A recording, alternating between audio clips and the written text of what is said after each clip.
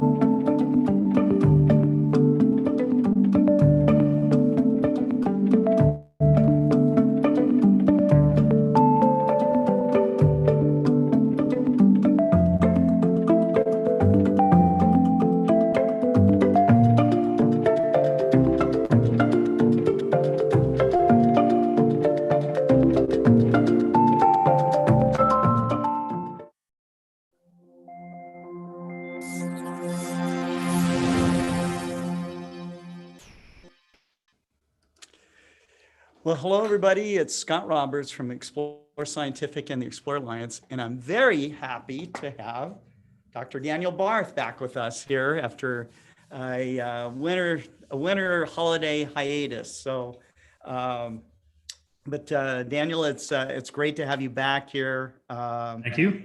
Yeah, and hopefully you're all rested up and all charged Indeed. up for another year of How Do You Know? So. It's exciting to be back, Scott. I miss our time together and our weekly show, Yep. and I miss our audience and all and the friends. You too, yeah. All the friends who who constantly asking about you, saying, "Well, when is Dr. Daniel Barth coming back?" So, very exciting, and it's like having an extended family that you get together with every week, and it's really lots of fun. I needed my break. As you know, Scott, I'm still a full-time educator, and I do a lot of outreach and with the program and stuff. It was very exciting. And the other thing I did over Christmas is we got all the final edits done for the Star Mentor book. It's now in production with Springer Astronomy. And so I actually started writing in late July, first week of August, and we finished the text by the end of November, and then December we did edits, and so kind of cranked it out. And so that should be coming out from Springer sometime in 2022. When I get more information, I will surely pass it along to our friends. So very excited about that. And that was a major goal for me to get that done by New Year's. And sure enough, submitted the final edits on New Year's Day and made my goal. So I was very excited and very pleased. And with that off the table, now the spring semester has started, and we're having a snowy winter here in Northwest Arkansas. Yeah, that's right. That's right. We had 3 or 4 snowstorms kind of come through. Yes, 3 or 4 snowstorms come through. We got another one coming through this week. So it's been an unusually snowy winter for us. And where I live up on a hill here on Round Mountain, we had the other last storm where Fayetteville had, I think, 1.5 inches of snow. We had over 6 inches up here on the mountain. Oh, wow. And, yeah. So more than we had here in Springdale. We're not so far away. Oh, no, but I'm about 500 feet higher. And so we crossed that snow line. Yeah. And we just everything just, it was very beautiful. It's very beautiful. And Arkansas winters are nice because we get snow, and then 3 days later, it's all a memory, it's all gone. Yes, so that's right. That's been exciting. And we're starting to get outreach events, but it's kind of an on again, off again. Some schools have signed up for outreach events and planetarium nights, and there's been some cancellations too. Schools have said, because COVID is scary for folks, and especially if you're running a school with children you're responsible for, you understand people have to they have to make sure they do things right and do things properly. And it's understandable, but I'm looking forward to, I'm hoping, very hopeful that over the next 6 months to a year, we get back to regular programs, regular events, regular outreach, and that will all be very exciting. And we've had nice skies. I've been able to enjoy some binocular astronomy.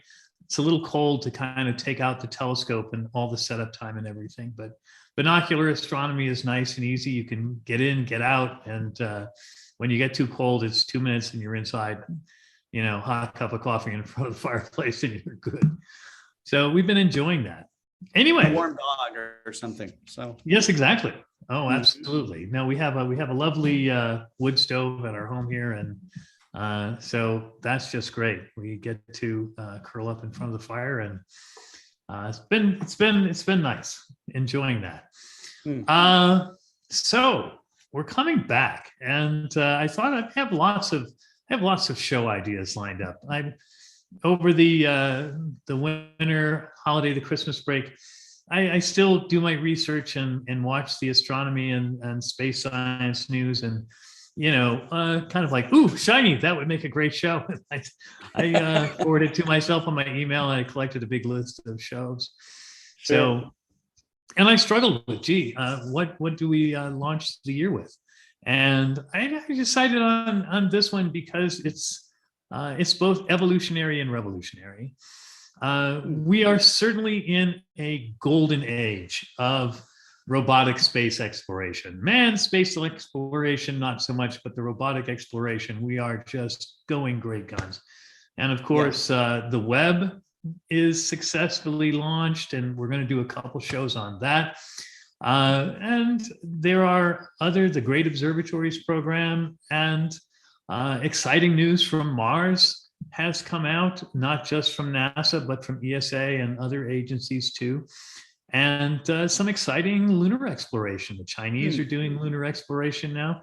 Their giant cube rock turned out to be like the face on Mars, just a matter of light and shadow. But that one you kind of saw coming. That was a softball. We knew that wasn't going to be a giant.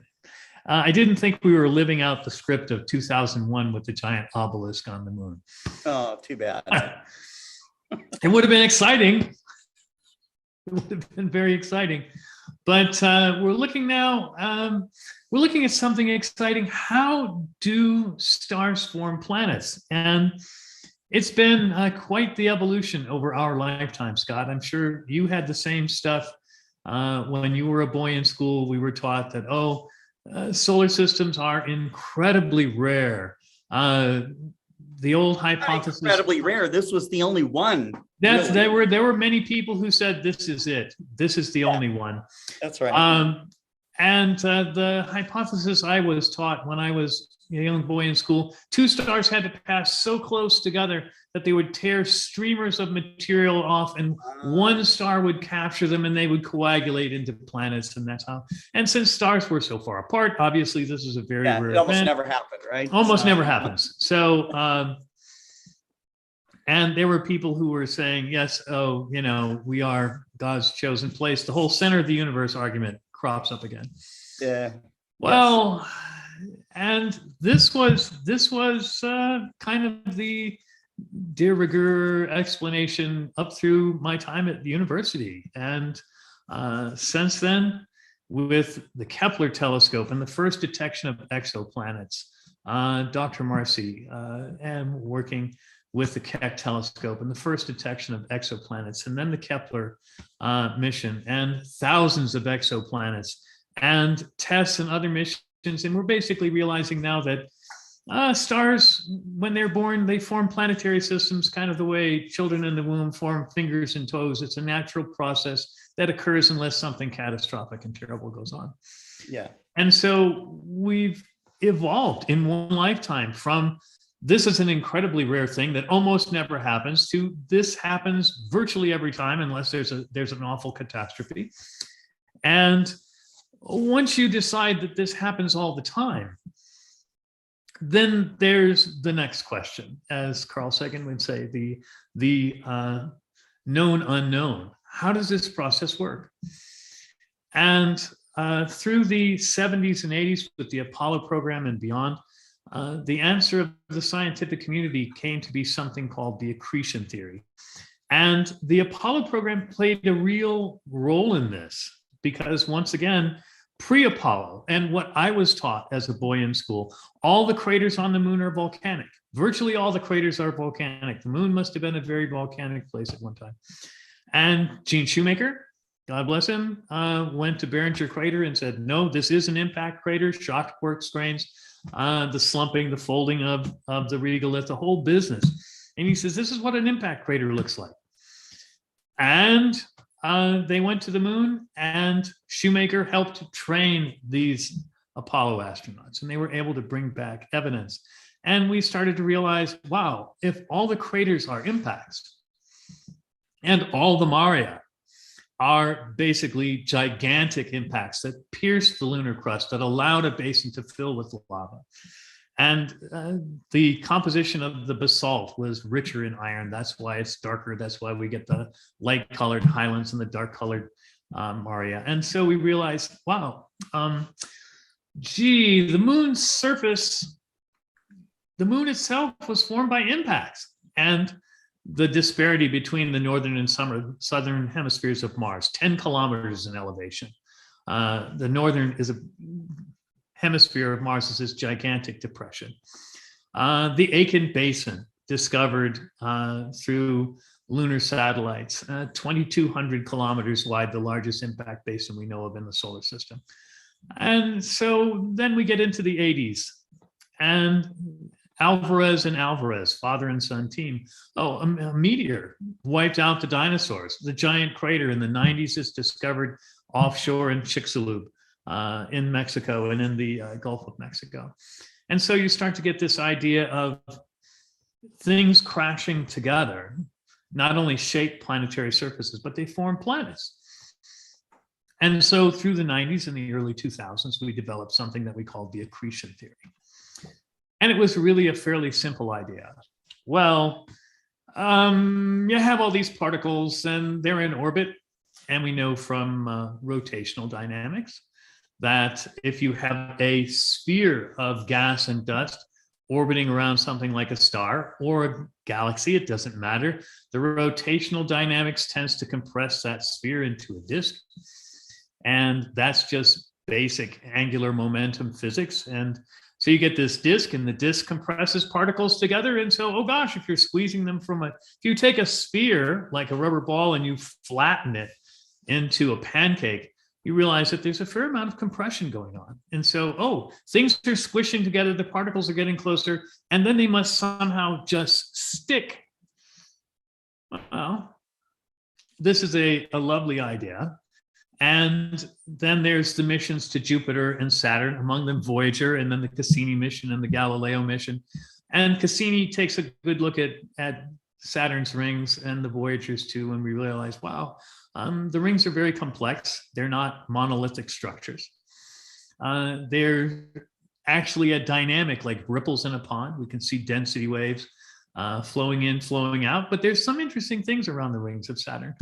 We find out that whenever there's a substantive moon in the rings, it's too small for the Roche process to rip it to pieces, but it's big enough to start having influences. And they realized this after Viking and Cassini confirmed it. Moons orbiting in a ring of material clean out this gap. And of course, the moon Mimas forms the Cassini gap. There's the Encke gap. There are many gaps, and we find where we have a substantive gap, what we find is that some particles on the inside, as they come up to the moon and they try to go past it because they're in an inner orbit, they're moving faster, that moon tugs on them, slows them down, and they fall into a orbit inward from the moon. Particles that the moon is passing that are just outboard from the moon accelerates them and slingshots them into a farther orbit. And so you get this gravitational game of tug and slingshot that basically gravitationally, it isn't just the moon smacking into things and knocking them out of the way or colliding and stick and making a bigger moon, but the gravitational effects of the moon extend far more than the diameter of the moon itself. And these gravitational effects clear out a gap in the rings. Well, that kind of plays merry hell with the accretion process, because if you start to get something like Mimas, which is, I don't know, 100 kilometers or not more than that, certainly, it's a very small place. You get this little moonlet, and if it's clearing out a space in this ring of material, how do you ever get from very small 100 kilometers size, relatively large asteroid-sized bodies, how do you get from there to planetesimals and then planets? If the moons or a planet actually sweeps things out of its orbit, how does it acquire enough to grow big? And so you have these two processes that seem to be, everything we see around Saturn seems to say, there's something wrong with the accretion process, with the accretion theory, because Saturn seems like a pretty darn good analog. for a solar system forming place. You have lots of small particles. They're mostly icy, and so a collision would cause some melting, fusion. You would think they would tend to stick together, and yet they don't. The rings of Saturn, the average particle is, about the size of a baseball, 10 centimeters or thereabouts in diameter. And so you look and you say, wow, that's really a fairly small particle size. Why doesn't Saturn have a collection of moons? And some people argue, oh, well, the Roche process tears them apart if they get too big. But why don't we see them in process of formation? Why don't we see a bunch of many things in the process of growing larger? In other words, we would expect to see a spectrum of things up to a certain point where they're now too big and the Roche process tears them apart again. We don't see that. We don't see that. We don't see that many large objects in the rings of Saturn, certainly not enough to support an accretion hypothesis. So where do we go? Well, scientists and astronomers, amateur and professional alike, look at our planets and they say, well, let's look at Mercury. Mercury is mostly metal, right? The iron core of Mercury occupies 60% of the volume. It's tremendous. And so there's Mercury, there's Venus and Earth, virtual twins within about 10% of each other. And then farther out, there's Mars. Mars is smaller. Density tends to, we have Mercury, which is very dense, and then the density tends to drop as you go out. And then you get out past Mars and you have a change in composition. You get to Jupiter and Saturn, you get rocky super Earth-sized cores, 5 to 10 Earth masses, and then this gigantic hydrogen helium atmosphere that forms most of the mass of the worlds. Then you get farther out to Neptune and Uranus and Gallic. They're ice giants, so they have icy cores, maybe a small rocky core, and then icy, and then the hydrogen atmosphere. And so is it a density process? This is kind of the question. And one of the brilliant ideas that came out of this sort of research and observation is people said, well, take a look at the basic 3 things from which planet cores are made. Don't worry about the gigantic hydrogen helium atmospheres of the outer planets. Just take a look at the cores. You basically have a metallic planet, that's Mercury. It's basically this metal ball with a coating of rock. And then you have the terrestrial planets, Venus, Earth, Mars, which are essentially silicate, right? They're iron core, but they're primarily silicates. Some have more atmosphere than others, et cetera, et cetera. But again, we're not worrying about atmosphere. Again, Jupiter, Saturn, you get super Earth-sized cores, 5 to 10 Earth masses. And then you get farther out, and Neptune, Uranus and Neptune are essentially frozen gases.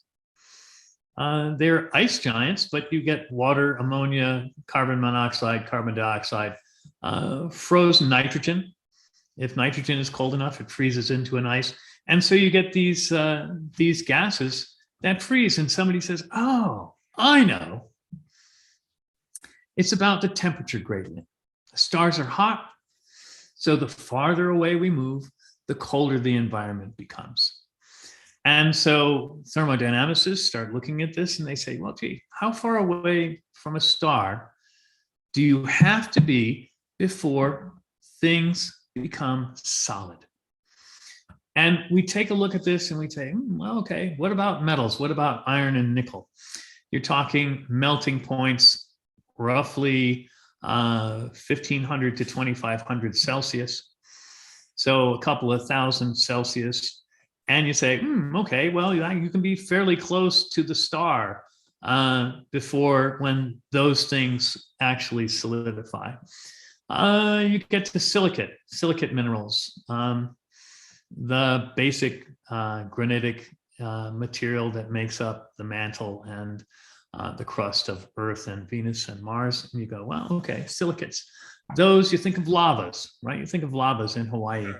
Those become fluid around, they start to become, they're no longer gaseous. at a temperature of around 1,000 kelvins, 1,000 centigrade. And then you say, okay, well, how far do we have to go out before other things, gases, water, of course, we know freezes at 0 Celsius, carbon dioxide at about, about 77 below Celsius, and then ammonia and nitrogen and carbon monoxide around 200 below 0. And so you realize, oh, we get effectively what's a snow line. And you and I were talking about this just before the show, where I live up on a lovely place called Round Mountain in Arkansas. Right. I'm about, I think I'm almost 800 feet higher than Springdale, and I'm about 450 feet higher than Fayetteville. And we get snow when they get sleet and rain. Yes. Fayetteville's latest significant storm, they had a trace. We had 2 inches. The storm before that, they had 1.5 inches. We had 6. And so because we are higher, we are colder. No surprise to anyone who's done any mountaineering or mountain hiking or travel. You travel higher up in your elevation increases, it gets colder. And so we're kind of above that snow line. Well, astronomers also talk about snow line. How far out do you have to go before things crystallize out from a gas into a solid? And so we realize that when you get to that place where particles transition from gas to solid, this is called sublimation. There's no liquid state in space. The pressure is too low. So you don't have liquid water or liquid nitrogen or liquid iron or anything else. It goes directly from a gas to a solid. Well, if you go directly from a gas to a solid, once these solid particles crystallize out, they're in this environment of ionizing radiation, ultraviolet, gamma, etc. And these particles the surfaces tend to become ionized, and they get electrostatically charged, in effect. And so they stick together. How do dust bunnies form under your couch? Well, it turns out that dust particles, we've all seen this on a television screen, haven't we? The electrostatic forces, and you catch the TV screen, the right light, and you go, oh my gosh, this is a dusty, filthy mess. And you look at the table on which your flat screen sits, and it's covered with dust, much more so. Why? Because there's a strong electromagnetic field there, and it attracts particles, and you get this electrostatic. You've seen, Scott, haven't you? The electrostatic air filters, right? Sure. Yeah. I've also seen like little tiny lightning bolts come off the end of my fingers as I would shock my sister with static electricity. This time of year, yes. So we have this situation. We realize, oh, I see. Well, these particles, the electrostatic forces tend to make them clump, and that's okay. And we realized for a long time that these electrostatic forces form small particles that collect together, not necessarily held by gravitation, really. Think of the OSIRIS-REx probe, right? And sampling asteroid Bennu. And there were some other probes that were trying to land on an asteroid, and they would land and they would bounce 100 meters, right? Even at a super slow landing. And they talked about having some kind of probe that would like harpoon and reel the, like Moby Dick, harpoon the asteroid and then reel in, but those didn't work very well. And so OSIRIS-REx landed and gave a big blast of nitrogen gas with the idea that it would blast up dust and rocks and it would fill the little collection chamber. They actually got a lot more material than they had hoped for, a few tenths of a gram to maybe a few grams. They think they've got somewhere some sizable fraction of a kilo of material, because the surface was it wasn't a unified anything. There are certainly places on Earth where you go, oh, it's sand, it's soil. But essentially you go to someplace like Mercury or the moon, and yes, there's a regolith of broken rock from impacts, but below that, it's stone. We have that up here on the mountain, and we can't have a garden here, although it's very nice and green, because we have about an inch of soil and then it's rocks, because we're on a mountaintop. Well, these rubble piles aren't unified like that. It's basically a big pile of gravel. If you've ever done any work with landscaping where you've gone to get a big pile of gravel and you're shoveling in it, or trying to walk up a gravelly slope of schist or scree, and it's not a unified, it looks unified, but it's not. Once you get to a body a few hundred kilometers wide, gravitation becomes great enough, pressure becomes great enough that you start to get pressure and heat, and the core, the rocks in the core start to metamorphose into a unified body. It becomes a unified thing, a planetesimal. So how do we get to there from a disk of gas and dust? We know that you always form a disk with a cloud of material rotating around, always compresses into a disk. And so we take a look at this and we say, what are the temperatures like? Well, over 1700 K, silicates are gaseous. So you have this, how far away from the star do you have to get before the temperature is about 1700 K? It's inside the orbit of Venus, certainly, and it depends on the size of the star, et cetera, et cetera. There are various factors. But at that temperature around 1700 K, particles of silicate material, rocks, begin to crystallize. And this is the area where terrestrial planets can form. But something else is going on inside that boundary, where it's too hot for the rock to be solid. It's actually a silica vapor. You think about that, a silicate vapor, that's nasty. We think about the idea of, oh, here's liquid lava rolling down out of a volcano to roll over a house or a road or whatever. Well, temperature hot enough that this is actually, rock is vaporizing. It's pretty formidable. Yeah, don't breathe that. No, don't breathe that. That would be bad. That would get your allergies and sinuses going for sure. Yeah, that's right. But what we don't think about is gases create pressure. Whenever you have a body of gas, you have a pressure.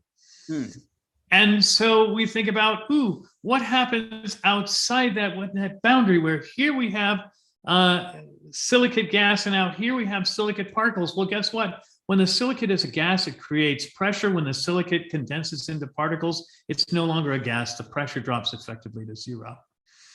And so what we have is essentially a pressure boundary. The gaseous material forms a barrier against which forming particles can collide and stop and collect. Think of the baseboard in your house.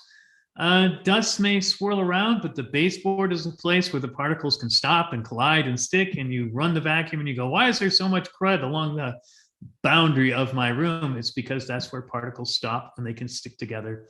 And if they stick together, they're less likely to be blown to other places. And so we get this idea of almost a pressure shelf. And so we get this temperature below 1400 kelvins and silicons condense. And this represents kind of the inner limit for terrestrial planets.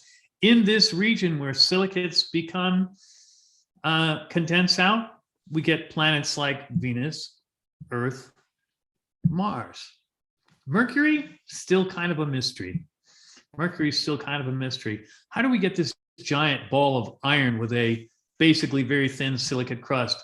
Was it a regular planet and infalling things collided with it and stripped the crust away, which subsequently fell into the sun and was destroyed? Was it actually a metal planet and impacts from silicate rocks infalling basically coated this giant metal world in a shell of, crunchy silicate rock? It's hard to say. We've never been to Mercury's surface. We've never collected a single rock. And I have in my collection, I have meteorite pieces which have come from the moon and have come from Mars. But I don't know anybody that has a meteorite piece that came from Venus. The atmosphere is too thick. And Mercury, the idea that something would be blasted out as far as Earth. You realize from the moon and from Mars, essentially, if an asteroid hits, pieces can fall into Earth's gravity well. To get here from Venus or Mercury, they would have to be blasted out with just enough force in just the right direction and then fall into Earth's gravity well. It's a much less likely scenario. So we're really, Mercury is kind of guessing. I guess there's some meteorite specimens that are out there that are thought to have originated from Mercury, but Are there? I think the jury's still out. Yeah. There was a strange green rock discovered in Morocco in 2012. Okay. And I think that meteorite might be Northwest Africa 7325. Okay.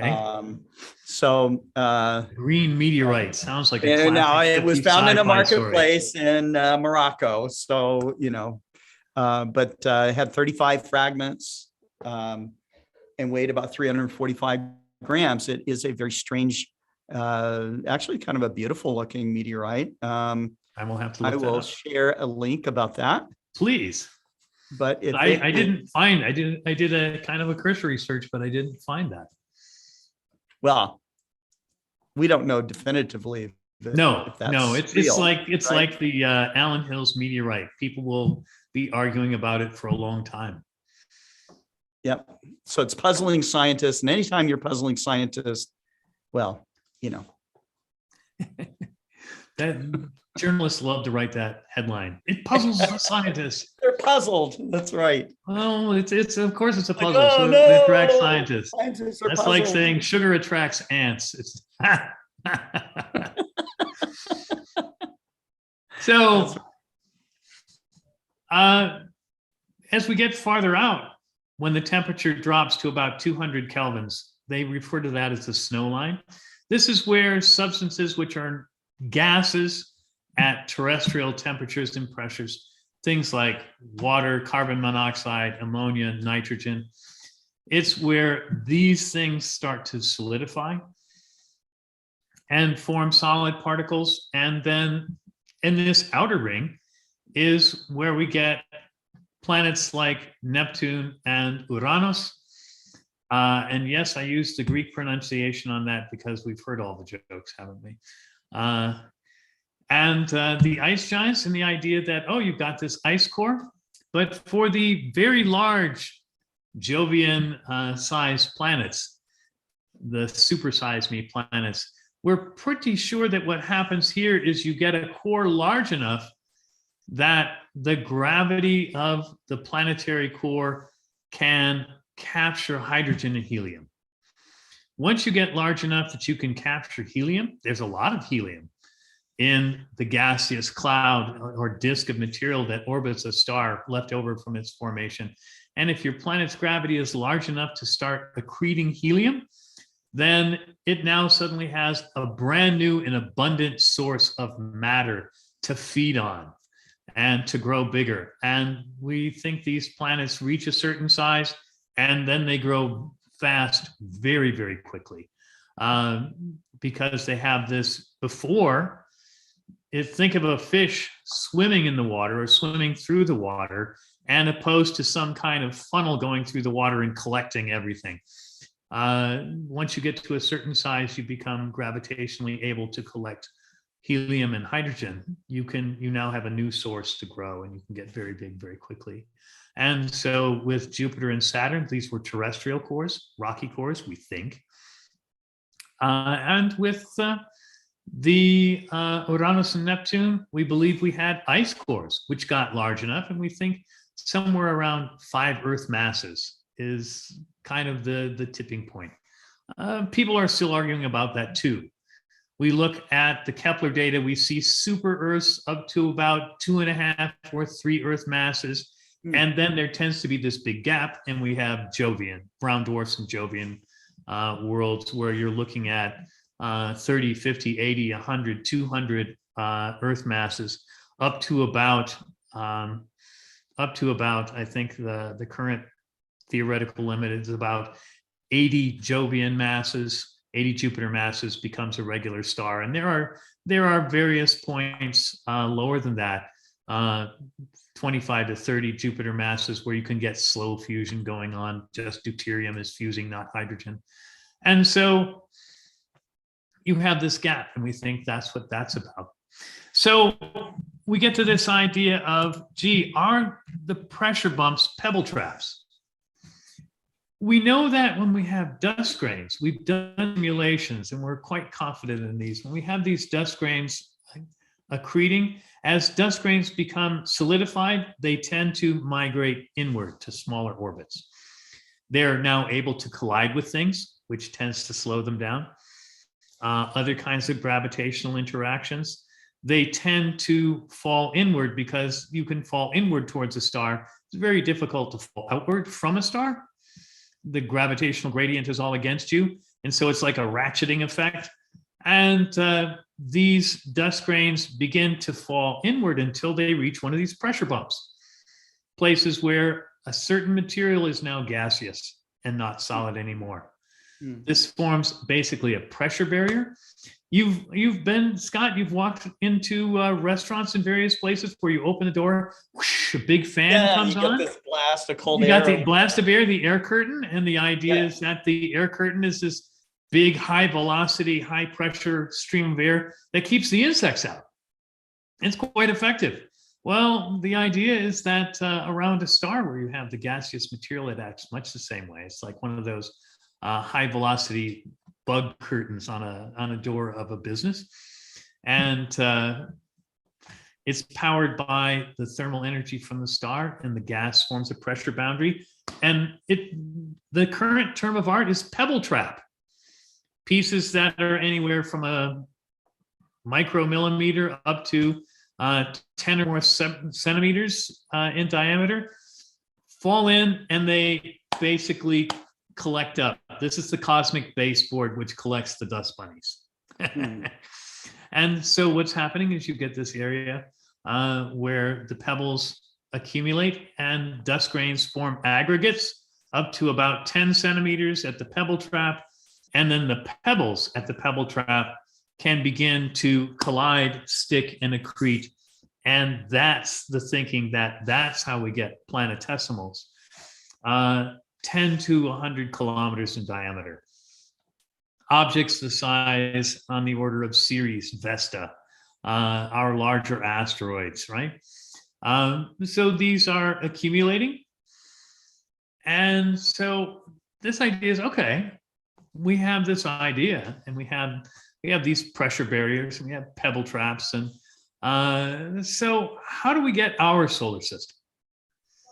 Well, now we get into an area that's very interesting, lots of fun. It's also quite a bit more speculative. Some very bright people at Max Planck Institute in Germany decided, you know what? Let's run simulations and see what kind of ring structures we need to start with in order to get a terrestrial looking solar system with rocky planets with metallic cores. Inside the snow line and outside the snow line, you get Jovian style planets with either rocky or icy cores. And basically they said, let's take a look at three boundary lines: the silicate line, the water line, and the carbon monoxide, carbon dioxide line. And so when they ran these simulations, and they ran hundreds of them, so basically they have, is it science? There were people who are going to squawk, it's not science, it's a video game, it's speculation. What they basically had is they had an outcome they knew they wanted. Yeah. And then they said, ooh, I want this outcome, so let's keep tweaking the initial conditions until I get the outcome I want. It's different from saying, oh, I have a theory from first principles, let's run a simulation. Oh, look, the outcome looks like something we know. So there's the grain of salt warning label. So we're looking at a simulation, and basically they found They were looking for planets which formed around 1 AU distance. They were looking for the formation of terrestrial silicate-style planets. They were looking for the formation of an asteroid belt. They were looking, can we account for the number of major planets? And they've done to Mercury what other people tried to do to Pluto, unsuccessfully as far as I'm concerned, but they just like, nope, we're not treating you like a planet anymore. And so they were also looking for, can we have a simulation that forms, three inner planets, Mars, Earth, and Venus. And they found out that the right range is an inner ring which contains about 2.5 Earth masses of material in silicate and metallic grains. If you have a more massive inner ring, more than about 2.5 Earth masses, you tend to form super Earths. You get planets which are 2 to 5 Earth masses, that are these large terrestrial supergravity type planets. And their masses tend to be very different from the Venus, Earth, Mars setup.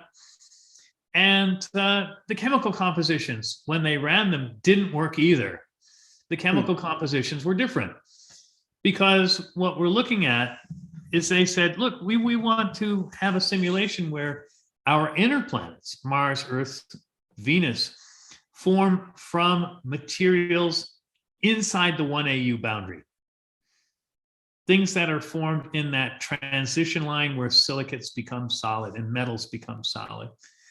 The asteroids form from planetesimals farther out, which collide and shatter. In other words, they destroy rather than create. They also found when they ran this, if you go farther out beyond the water ice boundary, so where you reach 0 Celsius or about 270 kelvins, you find here's where your giant planets form. Not only are you having rocky cores, but you're having lots of ices from various gases solidifying. And these allow the cores to become large enough to collect helium first and then hydrogen. And these outer planets they found tend to form in a very tight group. It's the gravitational, in other words, they figured you had multiple planets forming within a fraction of an AU of each other, essentially sharing orbits. And it's the gravitational resonances, which tends to sort the planets.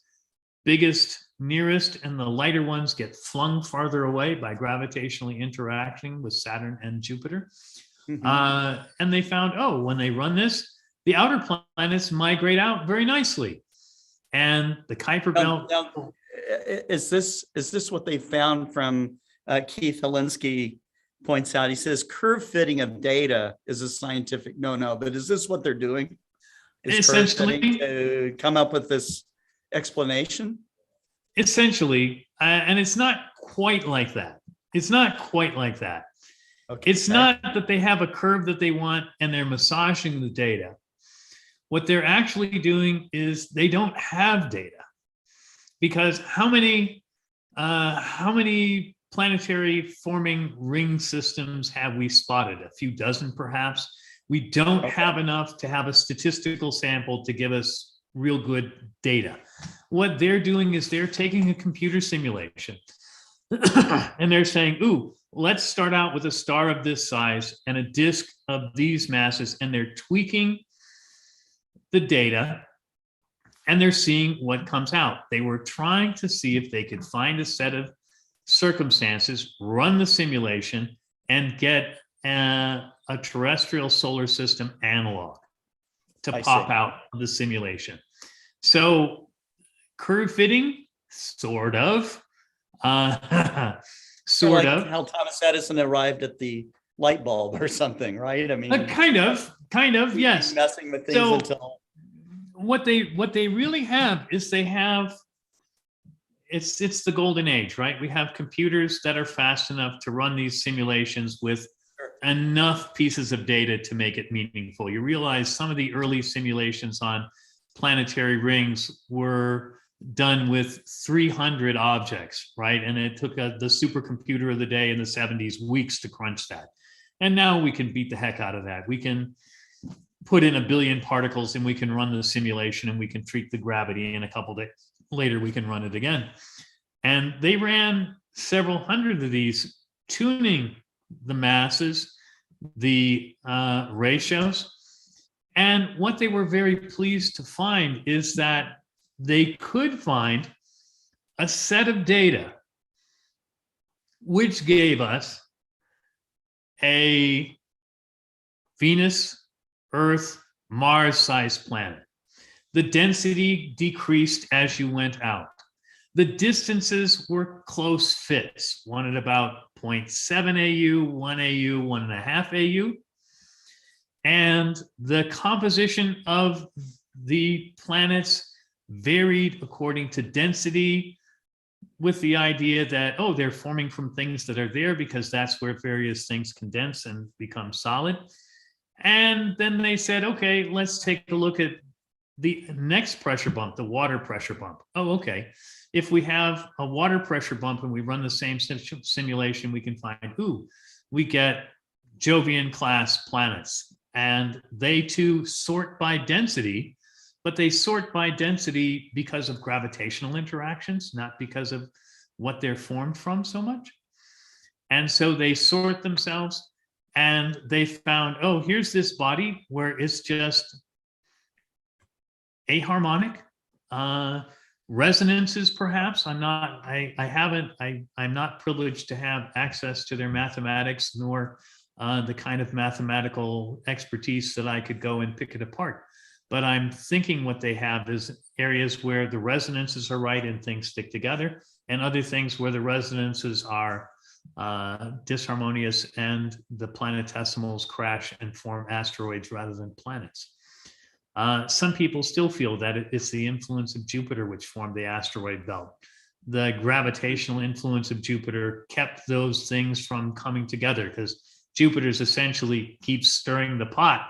It's like a little kid who digs up the seedling every couple days to see if the plant is growing yet, right? And why isn't it growing? Well, you need to leave it alone and not look at it every 12 hours. So is this an advance?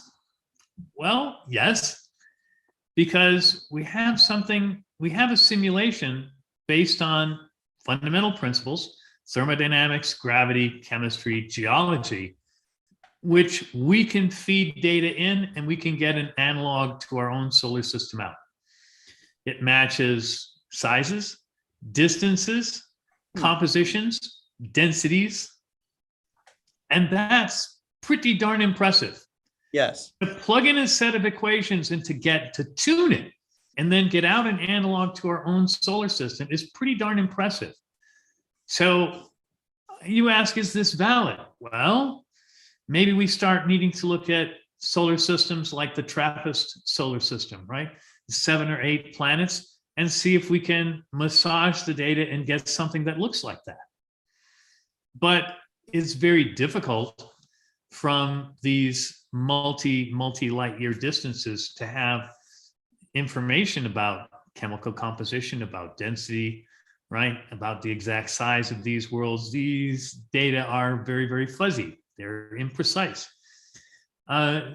What's interesting to me is that you have this idea of, oh, stars are hot. The closer you get, things go from solid to vapor. When they're vapor, they have pressure. When they have pressure, they can act like a pressure barrier. Now we have a physical mechanism we understand for accumulating particles so they can actually effectively collide. It's like the original argument we started with, Scott. Oh, if solar systems form when stars pass by and they're so far apart that this almost never happens. Well, you know what? If you're talking particles the size of a baseball orbiting around a star at a 1 AU distance, it's just like stars orbiting the galaxy. They're going to be at such huge distances. How do we get them together? Well, we now have a physical mechanism which says yes. Things vaporized around a star in a disk can form a pressure barrier against which things can accumulate and get close enough that their collision, accretion, sticking, growing becomes realistically likely instead of an infinitesimal rarity. Right. Some unlikely. Yeah. Yes.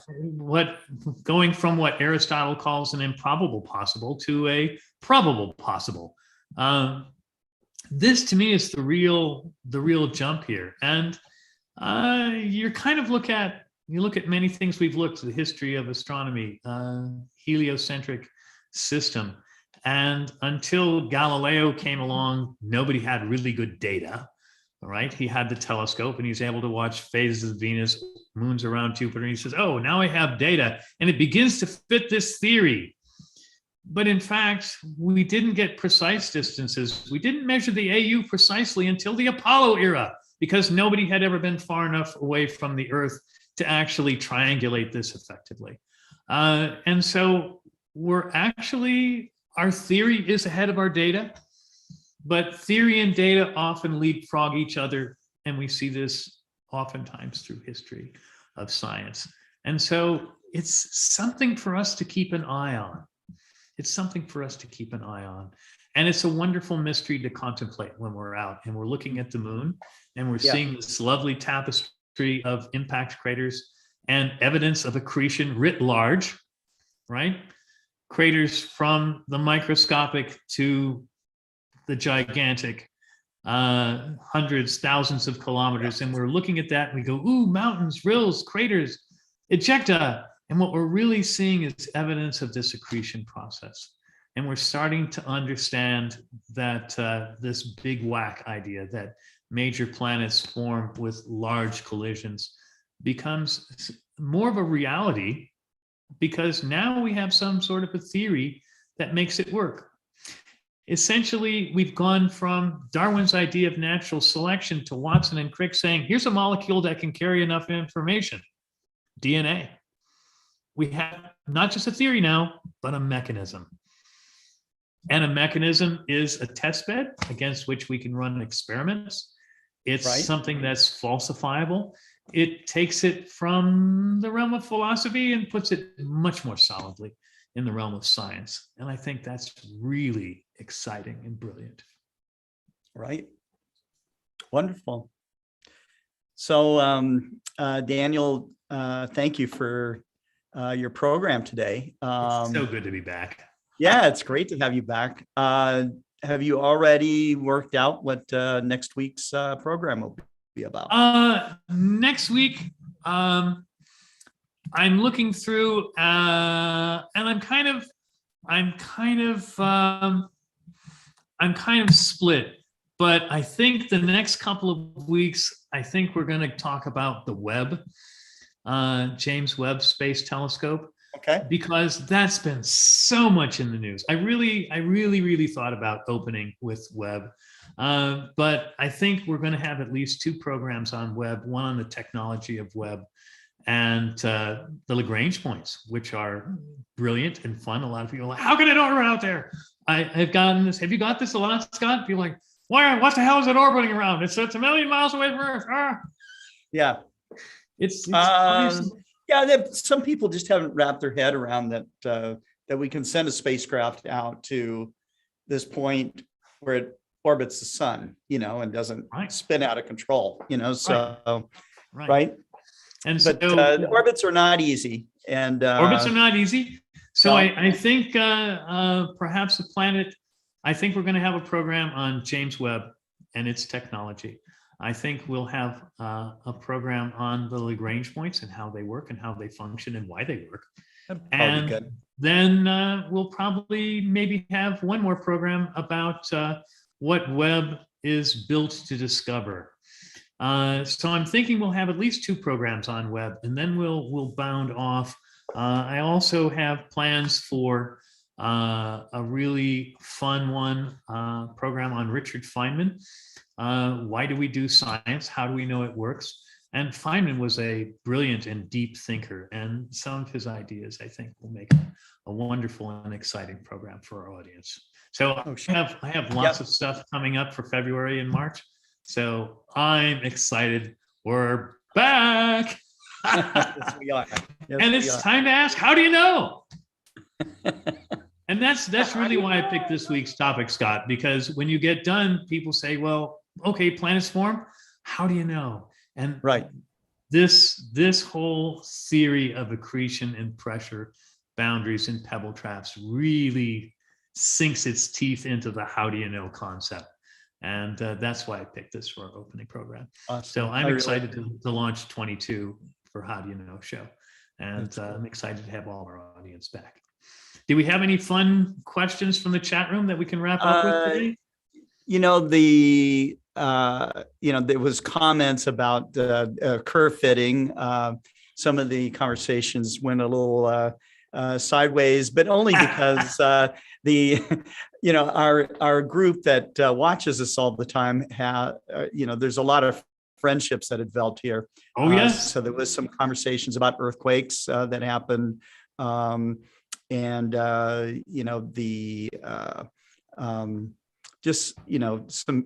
basic greetings that were happening here.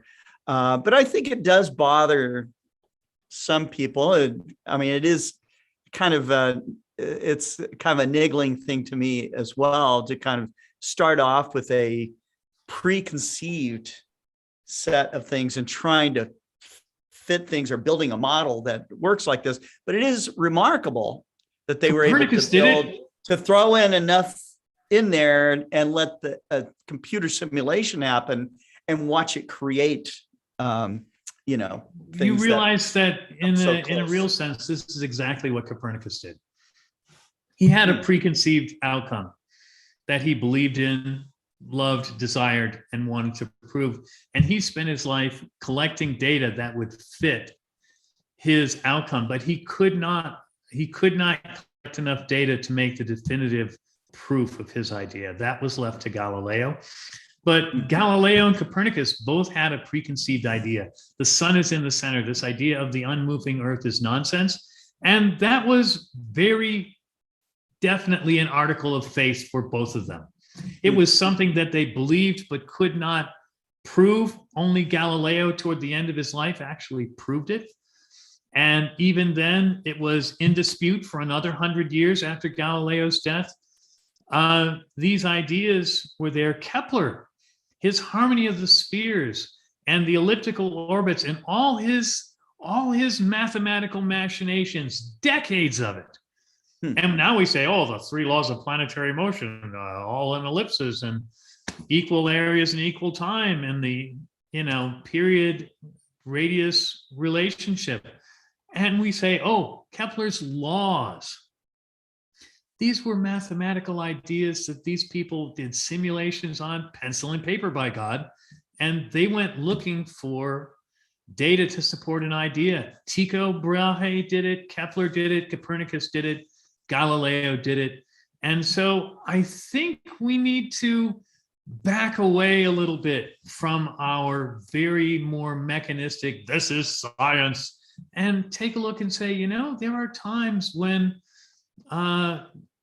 theory makes these lovely, intuitive, beautiful leaps, sometimes purely conceptually, like Einstein did with relativity theory, sometimes very much mathematically, like Kepler did with the elliptical orbits. And these mathematical relationships come out. And basically, Copernicus, Galileo, Kepler, Einstein, they looked at these mathematical relationships and said, this is too beautiful not to be true. Yeah. And in that spirit, I offer this up, and I will remind you that the contemporaries of all of these astronomers and physicists were very uncomfortable with this process from these very brilliant people. People were like, oh God, really? Light bends around stars? You've got to be kidding. The same thing with, oh, the Earth moves? How could you possibly move it? It's too big. These arguments go back time and time again, and yet the mathematics was too beautiful not to be true. Not to say that there have been some mathematical ideas which are just nuts, and nobody's ever proved them. M theory and string theory come to mind. But really, yes, if I've made people a little bit edgy and uncomfortable with our first program, I've kind of made you once again The mission accomplished. Yes. Yes, I've made you confront that very uncomfortable question. How do you know? How And do you know? it really it's a hair shirt. It's a set of woolly underwear. It's not comfortable, but sometimes it takes us to amazing places. And Yes. in that spirit, welcome back, folks. We're back, and we're hot, and we've got the cattle prod right between your Done. ears. Okay. Well, that's great, Daniel. Thank you so much again. Hey, you're welcome. So that concludes our program for today. Tomorrow we will have the Open Go-To community with Jerry Hubble, and then we're going to have the 81st Global Star Party. So you're going to want to watch. It's great to have the energy and the invigoration to do it once again. But I'm really excited, and we hope that you are too. So keep looking up, and we'll see you guys tomorrow. Take care. Bye, everybody.